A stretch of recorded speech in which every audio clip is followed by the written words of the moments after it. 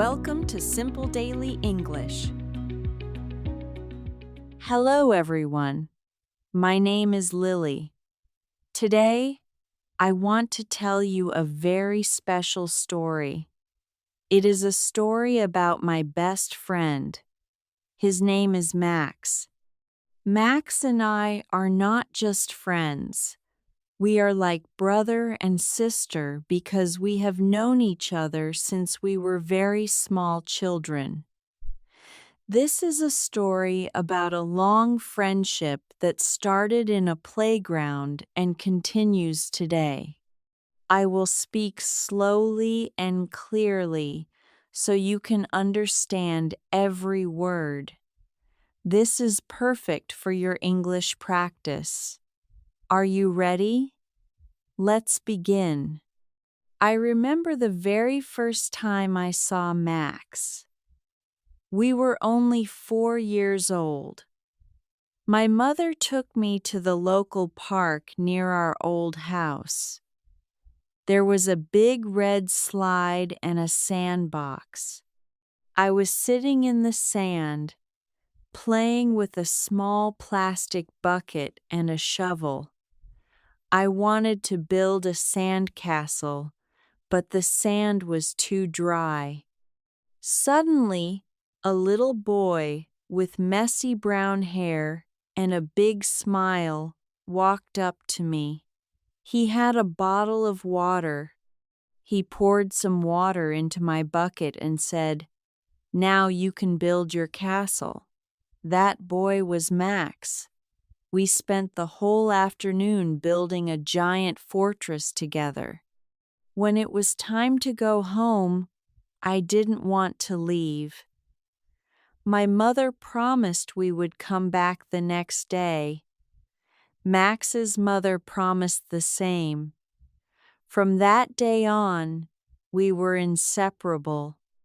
Growing up with Max was a great adventure. We went to the same kindergarten, the same primary school, and eventually the same high school. We have so many memories together. When we were 7, we decided to climb the big oak tree behind his house. I was scared, but Max held my hand. He told me, "Don't look down, Lily. Just look at the next branch." He always made me feel brave. We spent our summers running through sprinklers in the garden and eating cold watermelon. In the winters, we built snowmen that looked like our teachers. We laughed until our stomachs hurt. We didn't need many toys. We just needed each other's company. Max is a very kind and talented person. He is taller than me now, and he wears glasses when he reads. He is very good at fixing things. If my bicycle has a flat tire, Max is the first person I call. He brings his tools and whistles a happy tune while he works. He is also very patient. When I was struggling with my math homework in school, Max would sit with me for hours. He never got frustrated. He would explain the numbers again and again until I understood. On the other hand, I help Max with his English and history. He says I am a good storyteller. We are a perfect team because we help each other where the other is weak. Every Saturday morning, we have a tradition. Even though we are adults now, we still meet at 9 a.m. We go to a small bakery called the Golden Crust. Max always orders a large chocolate muffin and a black coffee. I always choose a lemon tart and green tea. We sit at the same corner table and talk about our week. We talk about our jobs, our families, and our future plans. Max wants to be an engineer because he loves to build structures. I am studying to be a journalist because I love to talk to people and write their stories. Even though our lives are getting busier, we always find time for our Saturday breakfast. It is the most important part of my week. One of the best things about knowing someone since childhood is that you don't have to explain yourself. Max knows my favorite color is sky blue. He knows that I hate the smell of onions. He knows that I get nervous when I have to speak in front of a crowd. And I know him just as well. I know that he is secretly afraid of spiders, even though he pretends to be tough. I know that he loves old jazz music and that he collects vintage postcards from every city he visits. We have a shared history. When we talk, we often start sentences with, "Do you remember when?" And then we both start laughing. Last year, I had a very difficult time. I lost my job and I felt very sad and worried about the future. I didn't want to see anyone. I stayed in my house with the curtains closed. But Max did not let me stay sad. He came to my door every evening. He didn't ask, "Are you okay?" because he already knew I wasn't. Instead, he brought my favorite movies and a bag of popcorn. He sat on the floor and talked about nothing important until I started to smile again. He reminded me of all the times we had faced problems before and won. He told me, "Lily, you are the girl who built a sandcastle out of dry sand. You can do anything."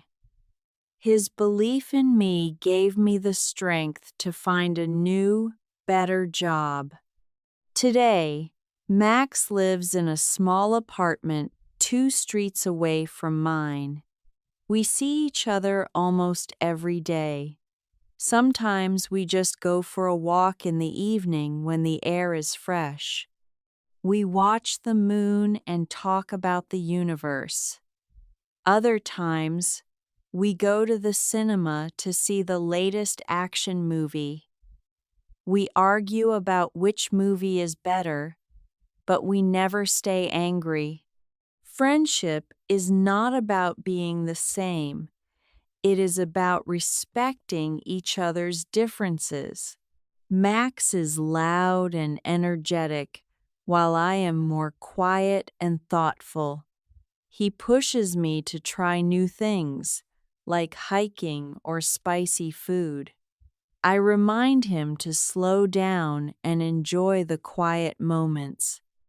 I think the secret to our long friendship is honesty and loyalty. We have never lied to each other.